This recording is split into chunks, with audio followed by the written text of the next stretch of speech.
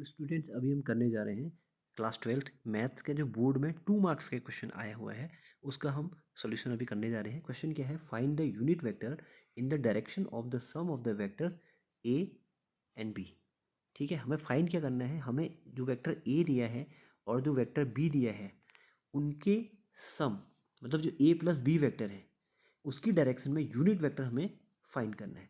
तो कैसे करेंगे इसको, और ध्यान से इस पूरे स्टेप को हम देखते हैं।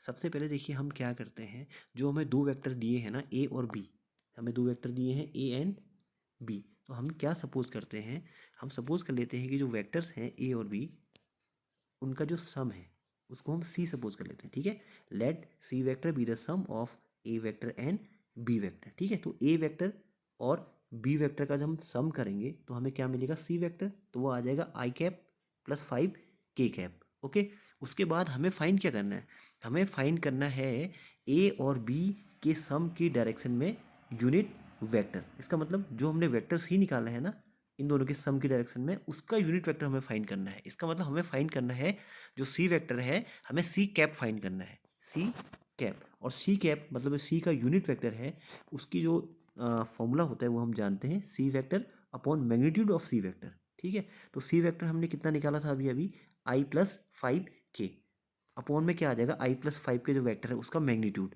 तो मैग्नीट्यूड कैसे निकालते हैं आप जानते ही हैं, अंडर रूट इसके जो कंपोनेंट्स है, आई का कंपोनेंट 1 है, 1 का स्क्वायर, प्लस के का कंपोनेंट 5 है तो 5 का स्क्वायर, तो 5 का स्क्वायर प्लस 1 का स्क्वायर करेंगे तो 26 आएगा।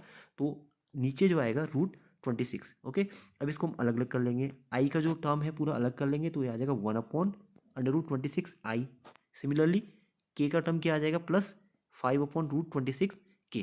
तो यही वो वेक्टर है जो ए और बी के जो सम है उसकी डायरेक्शन में जो यूनिट वेक्टर है सी कैप। तो ये क्वेश्चन आपका एग्जाम के हिसाब से अच्छा क्वेश्चन है, उम्मीद है आपकी समझ में इसका सॉल्यूशन आ गया होगा।